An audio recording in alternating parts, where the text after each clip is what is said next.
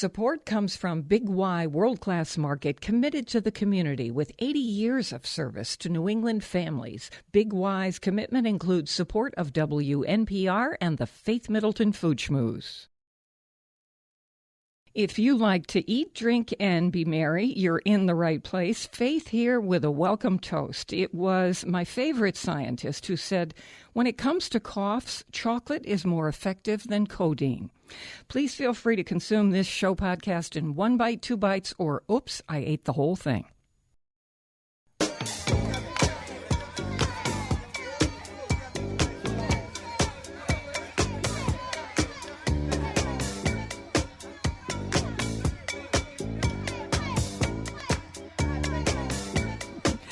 It's great to have you joining the party on the Faith Middleton Food Schmooze, the place to have a good time. We have Super Bowl food for you. We have all kinds. Whether you're just, who knows, maybe you don't even watch the Super Bowl. Maybe you just like to have a gathering of people. Whatever it is, we have wall-to-wall party food on this show. We're going to also talk with the Drunken Botanist, Amy Stewart, about what foods produced all these spirits that we drink today. My treasured food buddies are here, senior contributors Chris Prosperi and Mark Raymond and Anthony DeSerio. Everybody's out sick. So what we've got here today is we have Alex Province, who is our senior contributor, Gina Barreca, who's always our senior contributor, one of the best people I know, and is author of Make Mine a Double, because we have lots and lots of cocktails for you. Hey, everybody. There. Hey. So we have this Super Bowl. It's just fun. So let me just get this. Alex, do you have it on? Do you watch the Super Bowl? Yes. Okay. I'm saying, do you watch the Super Bowl? No. Okay, Gina, I'm not even asking. No, we don't. We do not. I married my husband, Michael, in part because he has the same lack of interest in sports that I have. And because I teach at UConn, I've taught at UConn for 28 years. People all over the country, when I give lectures, the first thing they say is, oh, you must go to all the games. And I say, as soon as I have a student who plays on either the men or women's basketball team or plays football come to one of my classes, I would be happy to attend one of their games. In 28 years, that's never happened. So no, ever. So I'm not a sports fan, and nothing has convinced me yet. But I am a food fan, and I'll use any excuse to indulge. And I know from personal experience that you have lots of people over, yes, and there is always great food. So that's the whole thing with this. Whether you're a Super Bowl fan, I do like to watch those games and have all the food. I think it's so much fun.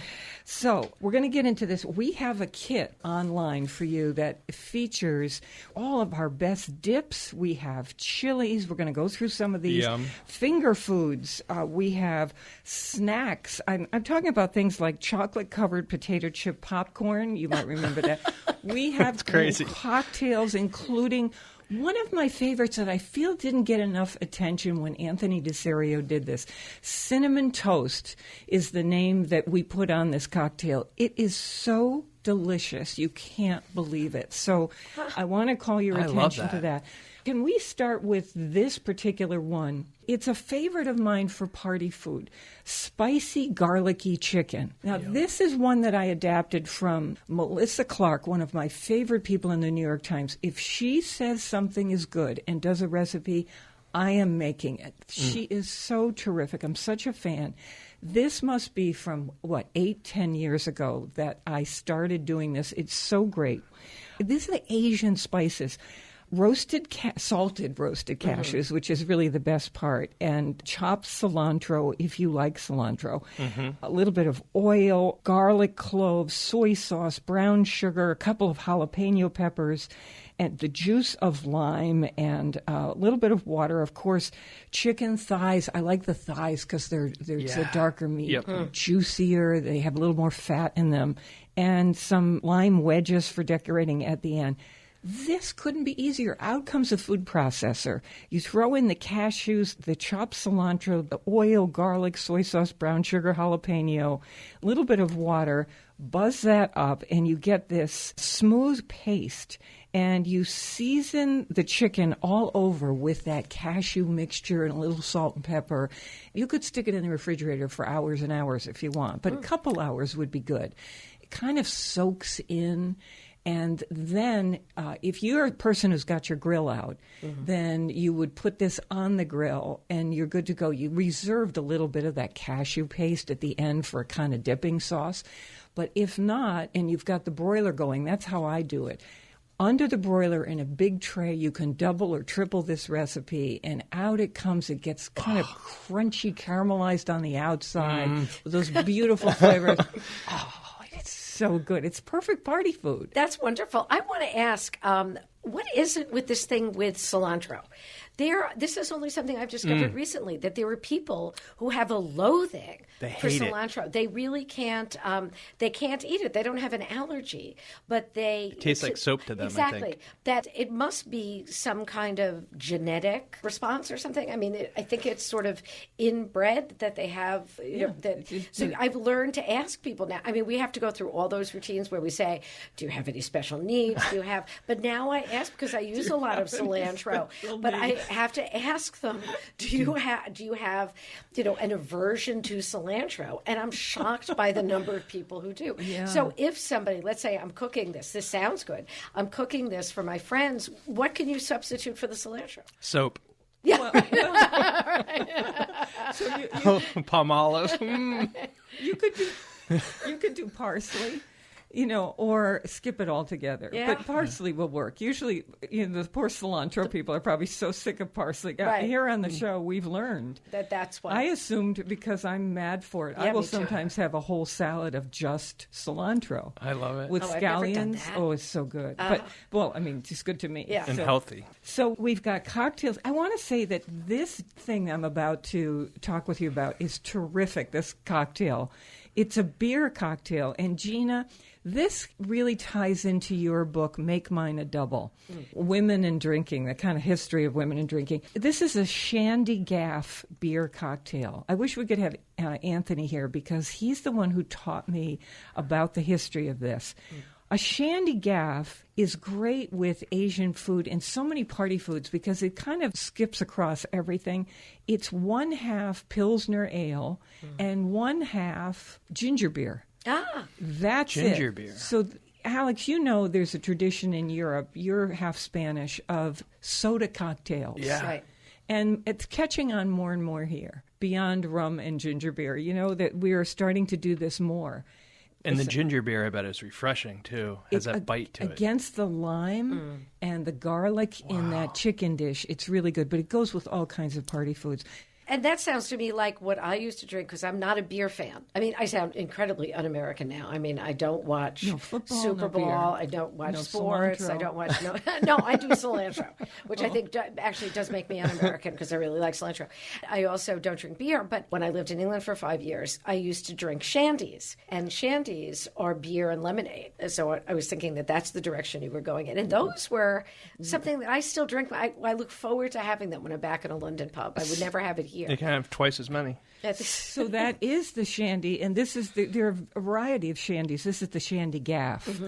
Now, here's the story on the shandy, according to Anthony. He said, did you know that bartenders back in the old days, not so long ago it turns out, first of all, women couldn't sit at the bar. Right. That was number one.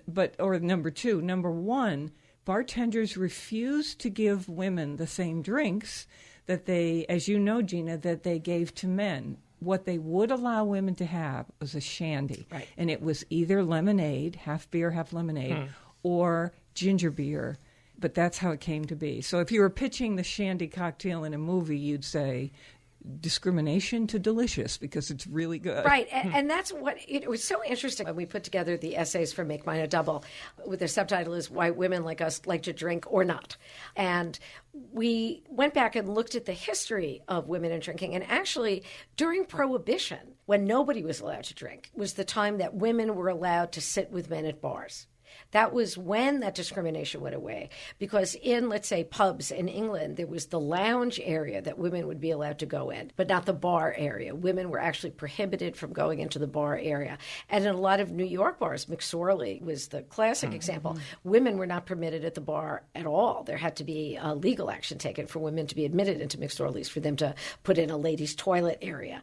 And it was only when everybody wasn't allowed to do it, that women were allowed to do it. You had to be snuck in. But then after Prohibition, they went back to no women seated at the bar. Because in the 70s, believe it or not, I was pictured in a bar. A newspaper came and took a picture because they passed a law in Connecticut that women could finally sit at the bar. In the 70s? In the 70s. My picture was on the front page of the newspaper sitting in a bar. Oh, my God. I'm so proud, Faith. Thank you.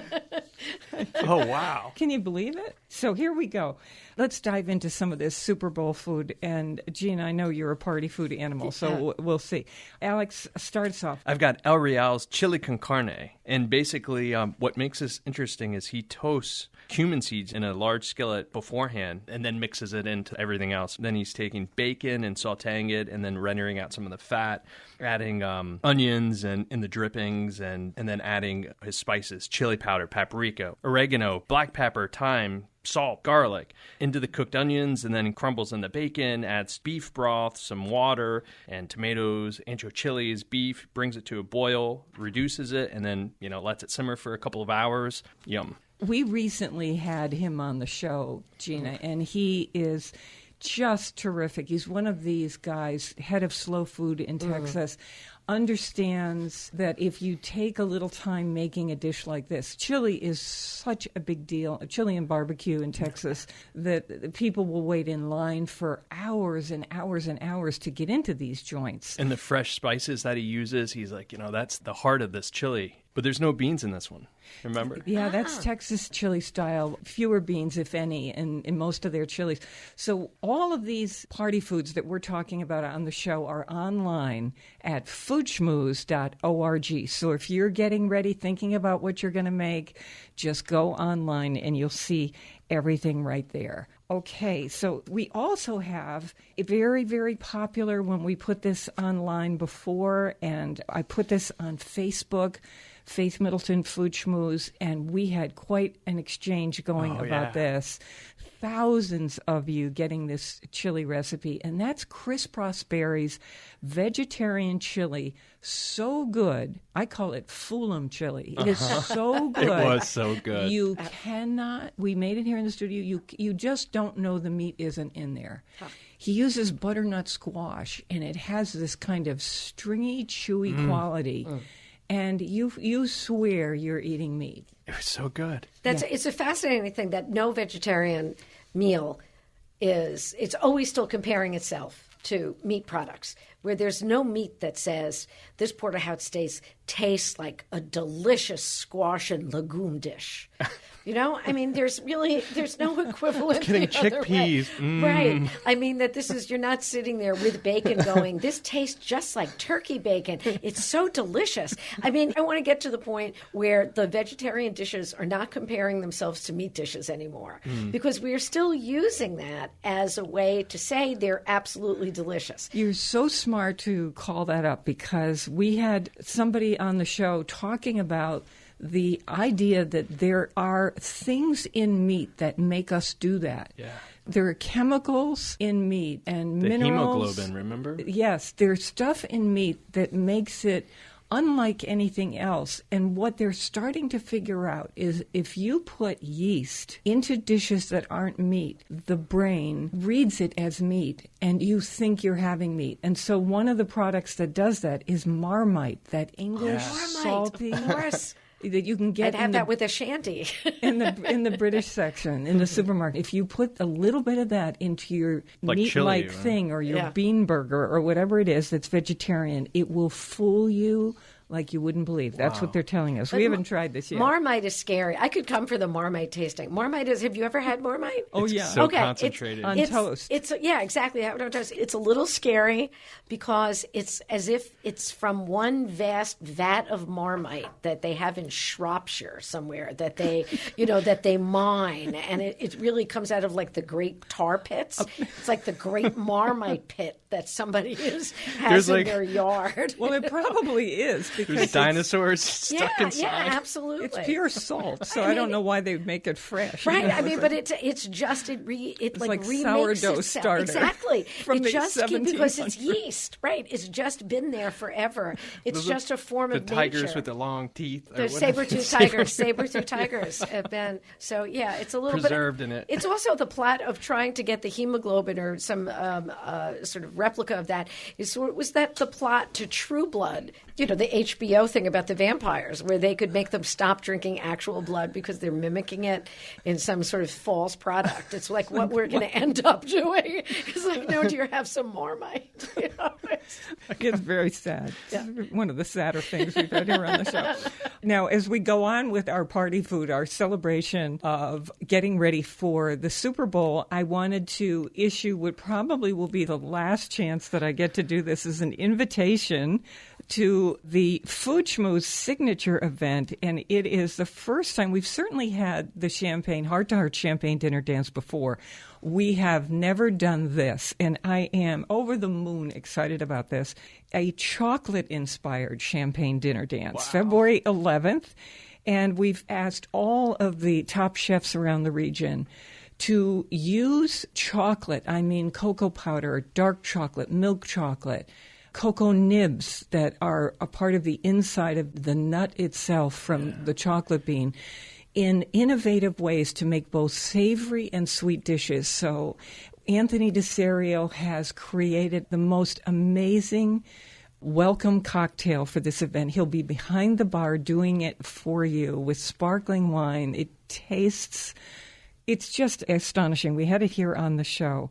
So chocolate, we talked about this in our chocolate special recently, has a way as a flavoring agent of making dishes so startlingly good. And people don't know this. Gives And it so that base note. You know, gives it depth and richness. we did a cocoa vin. We called it a choco vin. And you add cocoa powder at the end. You don't know what is in there that is making it so rich, so unctuous. good. I've been working with the team, and we designed the menus and the matching wines with the chefs. You are not going to believe the dishes, including, I just want to say this, we had Mr. Chocolate, the famous Jacques Therese, on the show. He designed a dish on that show, and we have chef making it.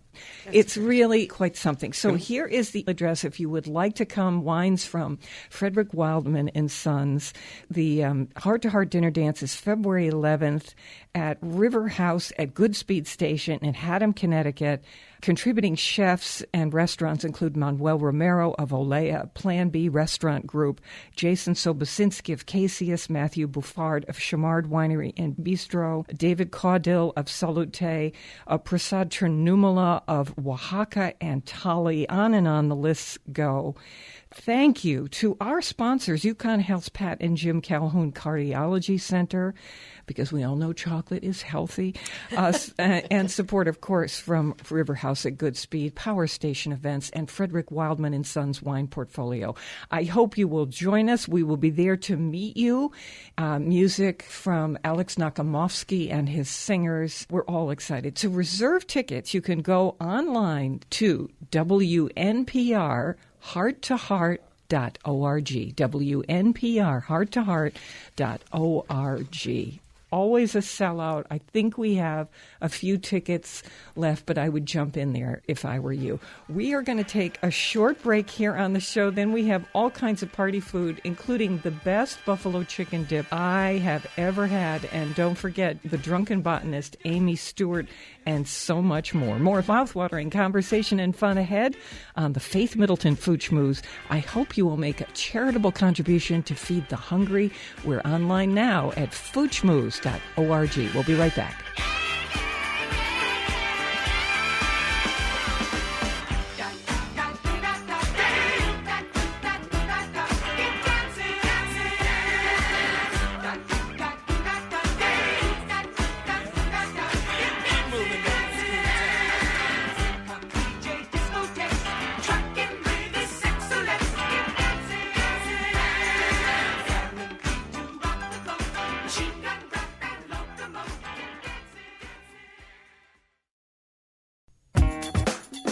Okay, hope that first bite of the food schmooze felt like a hot biscuit with butter coming your way. Feel free to tell your food-loving friends worldwide they can enjoy the show and our online site at foodschmooze.org. Here's your second bite.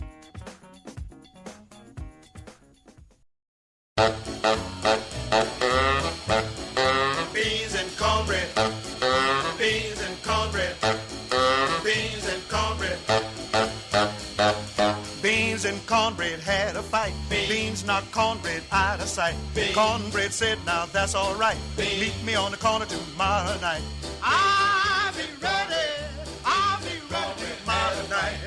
I'll be ready. I'll be ready tomorrow night. I'll be ready. I'll be ready tomorrow night. That's what Beans said to cornbread.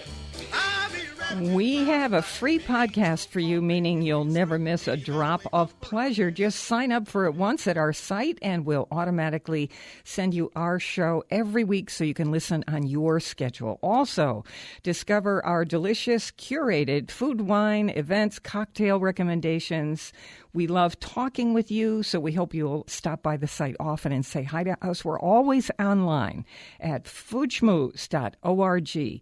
I am with my treasured food buddies, senior contributor Alex Province and Gina Barreca, who is author of, for purposes of this show, Make Mine a Double.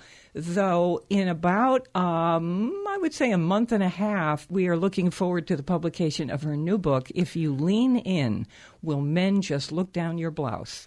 Okay, so we're getting you ready for the Super Bowl. We have the entire kit up there if you're looking for finger foods, chilies, entrees, snacks, trays of things to put in and pull out of the oven, cocktails, beer cocktails. It's all up there right now at foodschmooze.org.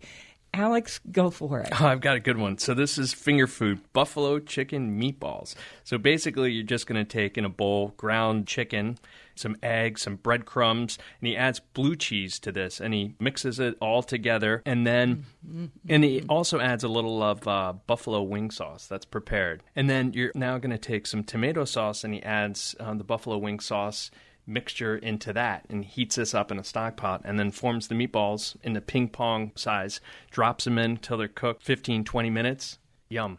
Yeah, no, they really are good. That sounds absolutely wonderful. All of these foods that we're mentioning for the occasion, for the ritual of Super Bowl Sunday, are all foods that you would not, let's say, cook for a women's book club. This is a very gender-specific food. We're talking spicy. We're talking things that, I'm sorry, Not nutritious? No, they sound delicious, certainly, but they're things you could mostly eat with your hands. I mean, they're things that you could put your face close to the plate and just pick it up between like a wolf? Like between your teeth. Or in a trough. That you basically need a tarp while you're eating it. You're not wearing a fine, merino wool. What do we think that's about? I think that this is part of the ritual of this sort of male bonding exercise. So the women are part of it, certainly with the football thing. But that it really has to be, it's somehow visceral. Like this is stuff out of the cave. It's not the finger foods. It's not like the little tea sandwiches. Not well-rounded? These are not well-rounded.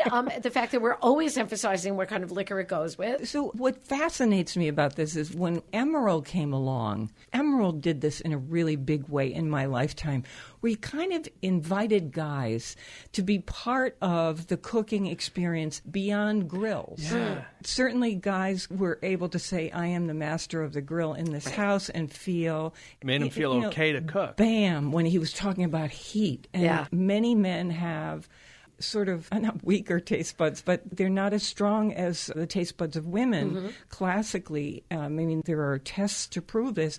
And so they're much more interested in anything that's really strong flavors and heat and spice. It really appeals to them. Yeah, there's no vichyssoise on this menu, I'm noticing, right? There's nothing that, You haven't come to my party. Yeah, exactly. there's nothing where you serve it in the tiny cup and everyone gets Careful with the china. Individual tiny cup and a very small spoon. Now, I'm not the vichyssoise kind of cook, but I will serve lasagna. I consider myself a great cook for large numbers of people because I come from an Italian family. So when I cook for the immediate immediate family of 117. No matter if there are only 4 people coming for dinner, there will be leftovers. And so my husband has developed a fondness for fennel sausage. And so I'll use that as the basis. Then I put in, it very much sounds like the... Do you take the sausage out of the casing? I do take the sausage out of the casing. And that's sort of my least favorite. Do you use jarred sauce or do you make the sauce? No, I start with a Rouse sauce. Yeah. I mean, I like Rouse sauce. That's as close to a real, my grandmother's marinara sauce. And then I will add to that. I will put in Madeira. I like a little Madeira base, so I put that in. I will crush the fresh garlic because I really like garlic. I will use fresh, good oregano. That'll be in there. So you're doctoring. That's good. Yes, of course. Making I will it adulterate. And then it's really the meat. So I'll put in the sausage separately, but then I'll cook the meatballs and then put the cooked meatballs in the sauce. With the sausage. With the sauce. So the sausage is free-floating, but the meatballs have been cooked separately. That sounds and so then good. that's what goes into the meat part. And then there's just all the ricotta and all the fresh mozzarella cheese that even supermarkets are now making. There is just nothing like a lasagna as a party food. It's so easy, especially if it's game day for you.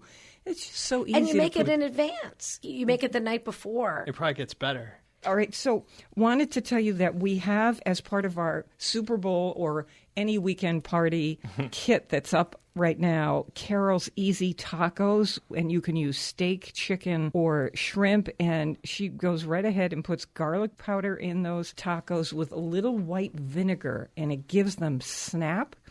To match Alex Provence's chicken meatballs he was talking about from Chris Prosperi, we have the most amazing dip. So if you are someone who likes buffalo dip, and I do, I love buffalo wing anything. Chris made for us, and it was Brian Cole at Metro Beast in Simsbury who did this. Brian created this buffalo chicken dip that is so crazy in terms of its ingredients. And so good. It is without a doubt one of the best dips I have ever had. And it's buffalo chicken dip with cream cheese and crumbled blue cheese, onion powder, hot pepper sauce to taste. We like Frank's here on the show. We all seem to. And here it is, canned chicken breast from the supermarket. Over by the tuna, there are cans of chicken meat. I remember Chris was saying this, and I was just kind of staring at him, trying to keep my face completely straight, thinking, I don't know what's in that. I don't know if I'm going to eat that. I had this dip. I was so crazy. I went right to the supermarket and bought 2 cans of the canned chicken meat. I think that comes from the same pit as the Marmite comes from. That doesn't come from a chicken. And it's not chicken of the sea. Good. Yeah. Oh and wait, but I have to ask about that recipe. I know it's online, and I'll go look. But the canned chicken goes into the dip itself? Oh, yeah. All the ingredients go into a bowl. Okay, so you've got cream cheese, blue cheese, the canned chicken breast, onion powder, and hot pepper sauce. That all goes into a bowl together. You mix it up. It's in an oven-proof dish. Right. It goes into the oven. Put a little more hot sauce on the top if you're a nut about hot sauce, but you don't have to. And there you go. Out it comes, bubbling hot, and you can dip anything you want into. If you want to do vegetables, you could do that. If you wanted to do crackers, bread, whatever you want. Amazing. And we have another one from Jim Villas, who lives in the Hamptons, the cookbook author, fried deviled eggs. We're going to get to that in a second. Alex, what do you have? And then I'm going to Gina's app. So I have Peggy Fallon's Rockin' Moroccan salsa. So basically, it's your typical salsa with tomatoes, red onions, cilantro, olive oil, but she adds lemon zest, garlic, ground cumin, ground cinnamon, turmeric, sweet paprika, and a little cayenne pepper and some salt. So that Moroccan twist in a salsa is such a nice idea. So if you're going to make a salsa from scratch, I have to say supermarkets have some great salsas, and I don't mean the jarred ones. I mean the fresh ones in the refrigerator container. Wow, they're really, really good. Okay, this is Jim Villas's fried deviled eggs. This is a Southern thing, and he even admits this is so over the top. But I like it already. You've got you make boiled eggs and you cut them in half lengthwise, and the yolks go into a bowl, and you're adding mayonnaise and mustard and chives and salt and pepper, and you mash it up with a wooden spoon, and it becomes very smooth. And then you put that yolk mixture back into the empty egg white casing, and then you heat up oil in a frying pan. And you dredge those stuffed eggs in a little bit of flour and then some beaten egg and then breadcrumbs. Okay? Oh, my God. Then you lower them with a spotted spoon into the oil. And really what you've got at bars in the old school way, you will see Scotch eggs. Yeah, Have you ever Scotch seen eggs, that? yeah. In essence, that's what this is. Wow. You know, lots of Scots in the that South. sounds like an astonishing amount of work. Oh, no. No? It's just some oil. I would make such a mess. You would? I'm listening to this and I'm thinking, everything you've said so far, Really? I'm thinking I could do this and actually... You can take a yolk out. I could take, but then to put it back in and then to fry just it use without a spoon. it. Put it back in with a spoon. No, I know I could make a deviled egg. I could, Perfect. but The then dredging is scaring you. the dredging will all separate. I'm going to be frying the egg yellow, different from the thing. It will all come apart. doesn't. You know what my kitchen's Your going house to look is like? covered with oil. I swear Absolutely. to you, I want to give you confidence. It doesn't. And it's really delicious. I mean, I it bet. is a dish where you go to the hospital and Yeah, lie no, down. it comes with defibrillators. Obviously, it comes with a defibrillator, but Bowl of feeling statin. faint. yeah, exactly. But I mean, I want to see somebody make this. I really want to watch. We're doing party food here on the Food Schmooze, whether it's for your Super Bowl watching or if you're not a Super Bowl fan, but you think it would be fun to have people over. We've got a giant kit online with all kinds of finger food and dips and chilies and entrees and all kinds of cocktails. Do you remember we were featuring on the show that whipped feta dip where you've got feta cheese, extra virgin olive oil, lemon juice, lemon zest, mint, pepperoncini, those peppers that are kind of vinegary with a little bit of heat to them, and then pizza triangles and lots of vegetables. This dip is so delicious if you're a feta fan. Alex? This is an easy one. Salsa fresca. Basically, you're taking tomatoes, white onion, cilantro, some jalapeno peppers, fresh lime juice, salt. You put it all together in a bowl. You let it sit for 30 minutes for the flavors to marry, and then it goes covered into the refrigerator for 8 hours. Yeah. Really, really simple. And my crazy easy one is to take a can of chickpeas, can or two, rinse them, because they sit in that weirdo juice, and That's true. throw them into the blender, and then I put in a jar of whatever sauce makes me wild at the time. Most often you'll find jars of Trader Joe's Indian masala simmering sauce, they call it. It's delicious. I just dump in a jar of that, whiz it up in the blender, not even the food processor, but you could use that.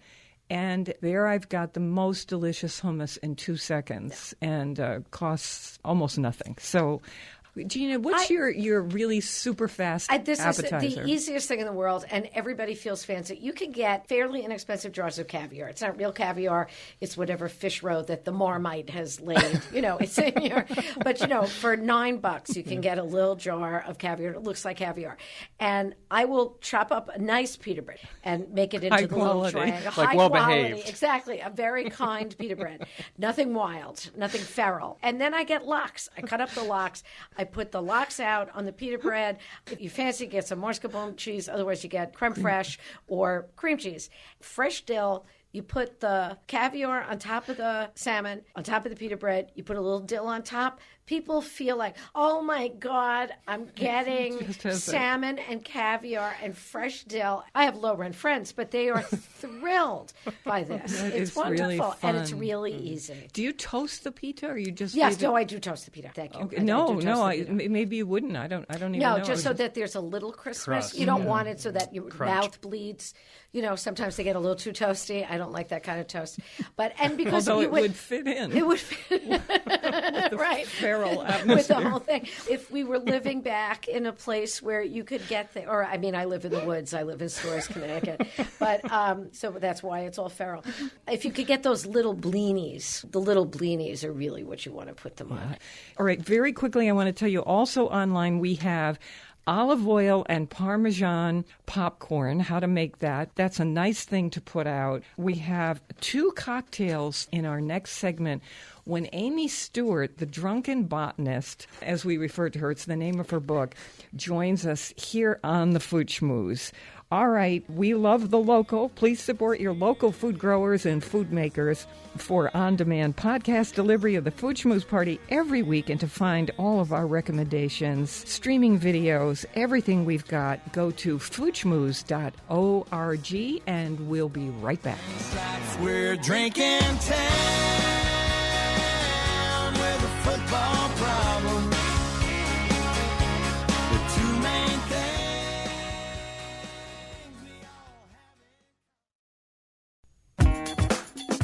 We have one more mouth-watering bite of the Food Schmooze coming up. Here's something great to know about. Sign up for the app called NPR One. Just download it from the iPhone App Store or your Android device. And once you do, you can set WNPR as your local station. Couldn't be easier.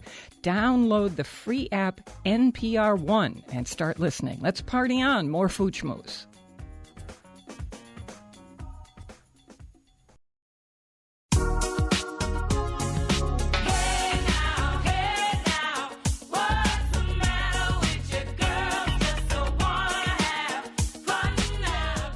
This is the Food Schmooze Party, offering the richness of life, coming to you in Connecticut, Rhode Island, Massachusetts, and New York, including Westchester County, the East End of Long Island, and, of course, the Hamptons. The senior producer is Robin Doyen-Aiken. To hear the show on WNPR, it airs Thursdays at 3, Saturdays at noon. And you can find podcasts, all of our party recommendations, party food, cocktails, wines, everything online right now at foodschmooze.org. Talk with us on Facebook, too. Search Faith Middleton. All right, very quickly to wind up, because we've got Amy Stewart and Gina Barreca here. Alex, your cocktail you've done for the Super Bowl, a key lime cocktail. I love it. Tell me quickly what's in there. Real easy. So take some sweetened condensed milk, some regular milk, throw it in a shaker with ice, a couple tablespoons of lime juice, some vodka, shake till it's frothy, serve it in a tall Collins glass with some ice cubes, and grind some lime zest. And it's not overly sweet, is it? No, just 1 tablespoon of condensed milk. That is such a great, fun one. Frothy and delicious. Also, it's like so a good spoonful of pie. Brunch. Good for brunches, too. Anthony DeSerio made a contribution, a cocktail he calls Charlotte's Garden. He likes Hendrick's gin for this, lemon juice, and then he makes a mixture of chamomile and lavender tea. You can buy that in many, many stores with some simple syrup, sugar and water. In this case, he uses honey. And then he puts in fever tree elderflower tonic water and makes this what he calls Charlotte's Garden, named for Charlotte Voice, who taught him the art of cocktail making many years ago. We also are featuring for the Super Bowl Cinnamon Toast, Anthony's Cocktail Tequila or Aged Rum, a little apple cider, lime juice, ginger beer, simple syrup, which is sugar and water with a touch of maple syrup, and then you mix cinnamon and sugar the way you do for cinnamon toast, and you rub the edge of your glass in that, and then put the cocktail in there and sip it through the cinnamon sugar mixture on the edge of the glass. Yum. It is so delicious. Okay, so that is the cinnamon toast cocktail. We've got a bunch of cocktails up there, the beer cocktail too. All of it at foodschmooze.org to get you ready for the Super Bowl or any weekend gathering.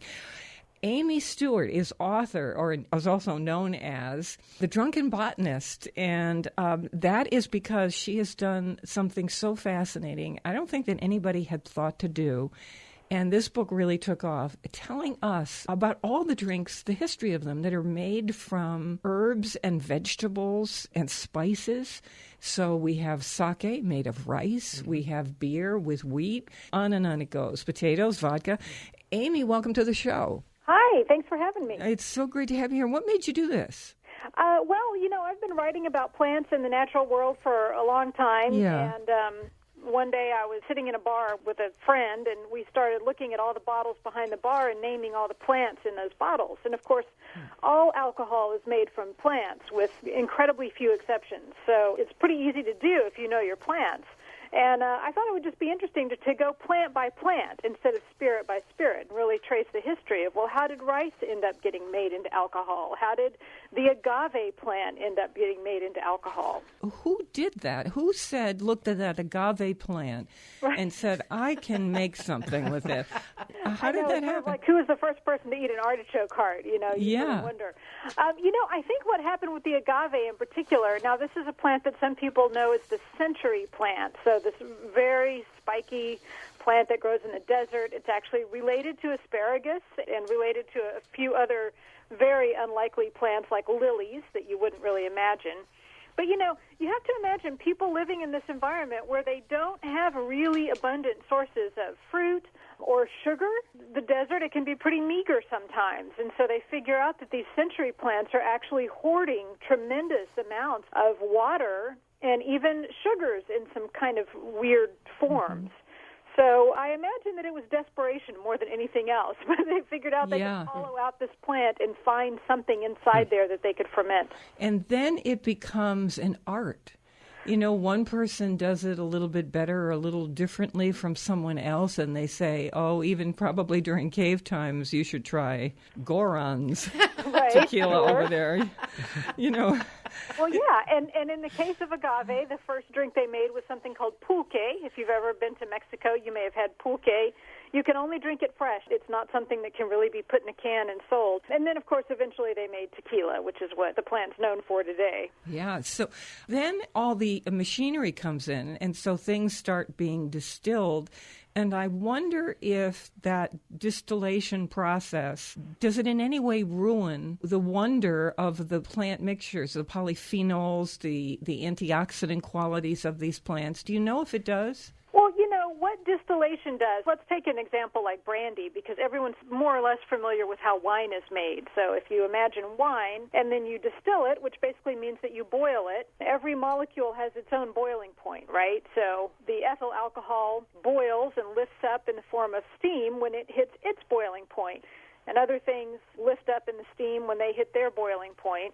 And if you're making brandy, you try to capture the molecules you want, the ones that taste good, the ones that aren't too toxic, and you make something to drink. So, yes, things are lost in the distillation process, but usually on purpose, because the distiller is being very selective about what they want and what they don't want. They're going for taste more than anything else? Yeah, right, exactly. They're going for flavor, and they might be thinking about texture even a little bit, sort of the mouth feel, if you imagine how rum feels in your mouth versus how other spirits do. But mostly it's flavor, and they're trying to capture the essence of that plant or what they can through the distillation process. Amy Stewart, author of The Drunken Botanist. What a fascinating subject for a book. And now I'd love it if the two of you would talk to each other a little bit, because we have Gina Barreca here as a professor at the University of Connecticut, and Gina did a book called Make Mine a Double. Gina. I was looking at what alcohol and drinking had to do in the lives, particularly of women, and why it differs from how it does with men, and why women get together and that we feel like we're doing something vaguely illicit, and why it was always something that was, even Virginia Woolf talked about the idea that men's colleges at Oxford and Cambridge always had great storehouses of fine wines and brandies, and how this was part of the male experience of coming together and something that they could all do, the professors and the students, but the women's colleges had no such thing. That the women's colleges, even when they were founded at these august institutions, were sitting around and drinking water. The women could never have the same coming together experience after dinner that the men did. My introductory essay was about the history of women and drinking. It was always considered something dangerous for women because it meant that they were having fun.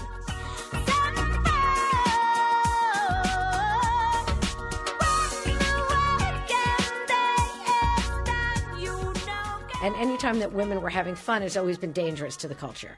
Like if one woman had fun, like Eve was taking the apple, that was a big start to women having fun. It was let a me bad push idea. back on that for just a second. Was there any sense in that paternalistic way that men saw themselves as our job is, when they weren't ravaging the women, but when they were saying our job is to protect these women. If they become loose from alcohol, disinhibited, and I'm not there to protect her, what might happen to her? Of course. So to what degree was it that well-meaning versus what you're saying, which is we don't want them to have too much freedom? I think that the paternalism and chivalry is based on the same idea. You have swapped out your idea of being responsible and having agency as an actual person for the idea that somebody's going to throw their cloak down over a puddle so you don't get your little shoes wet. Not that I'm bitter, because I wouldn't be. Every woman who raises a glass is actually raising a little bit of hell and breaking a little bit of the glass ceiling, which happens to be, in our case, what Amy and I are talking about, I guess, made of ice cubes. One thing that I find interesting thinking about alcohol's earliest origins is women were really involved with the invention of alcohol to begin with. Women were really responsible for processing food and dealing with food however it was gathered. So I think we can claim ownership over probably the invention of beer. Good. The invention of wine. That was us. We did that. We did that. Did women really do that? Well, obviously we weren't there. We can't know for sure. But these are the kinds of questions that anthropologists and archaeologists are very interested in right now. How and when was alcohol invented and why? We used to think it was a happy accident. Someone left a bucket of grain soaking in water and woke up the next morning and there was beer. But probably it was more deliberate than that. And we certainly know that women were the ones hanging around the house, getting that stuff done. It's very plausible. And even today, you look at traditional African cultures, you look in the Pacific Islands, you see women primarily making alcohol. So, Amy, in terms of, say, rum, that to me doesn't seem so strange that someone figured out that sugarcane could be turned into this spirit called rum. That works in my head more than someone staring at a spiky agave plant and thinking... Right. Well, in every case, what we were looking for was sugar, looking at the history of agriculture. Another great example is corn. Today we think of corn as this plant that it puts up a big green stalk, and then there's this enormous yellow collection of grains on top. Corn used to be treated much like sugar cane that had a very sweet stalk. People mostly gathered it for the sugar in the stalk.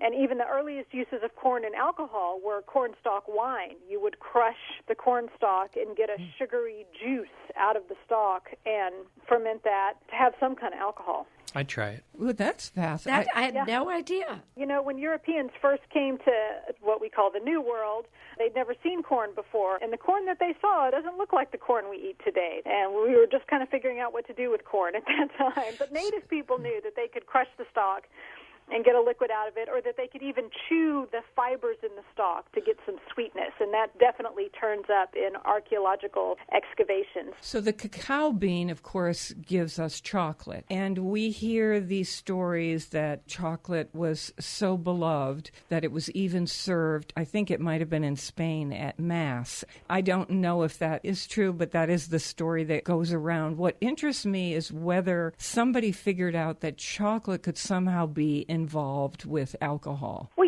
those beans are, and when we say bean, you have to imagine this very large fruit, is really what they look like, are fermented as part of the processing of this big pulpy fruit into chocolate. They separate out the fat and ferment what's left. So in the case of a lot of these really ancient plants that we've used for a lot of different reasons over time, it's the sugars in that plant, and it's letting yeast, which are little microscopic organisms that are all over us and in the air we breathe and everywhere, these little yeast go to work eating that sugar, and they create a waste product after they eat, like we all do, only theirs is alcohol. And the different ways that gets used for everything from chocolate to every kind of alcohol we drink is pretty extraordinary. I think I'm trying to get at why the history, when you look at the history of chocolate, I don't see mention of alcohol way at the beginning, the way we do with these other products. Well, it's more of a flavoring, like another spice.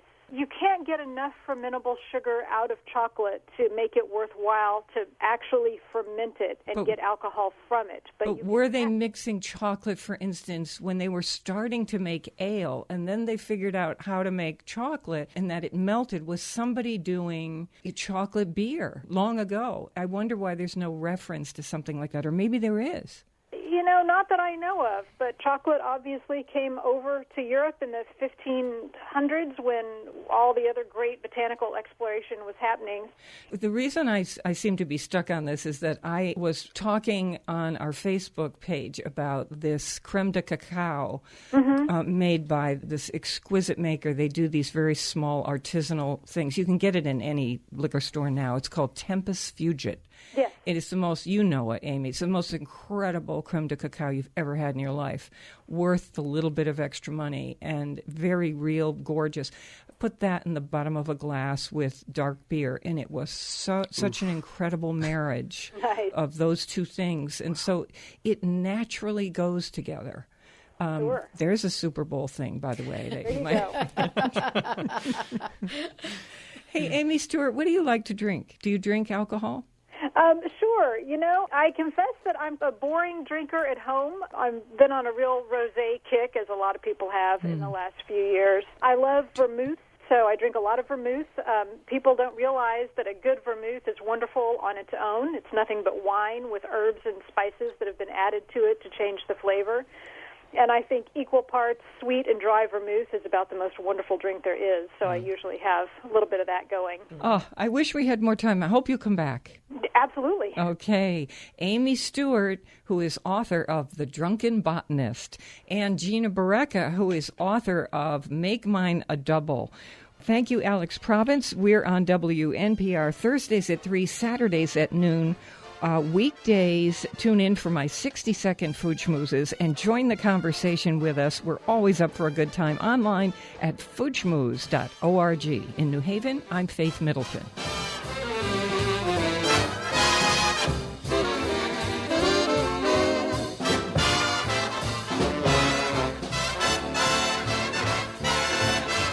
Everybody eats when they come to mind.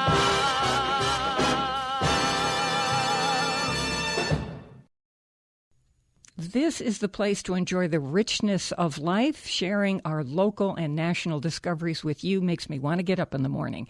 The gang and I hope you'll come back soon and often.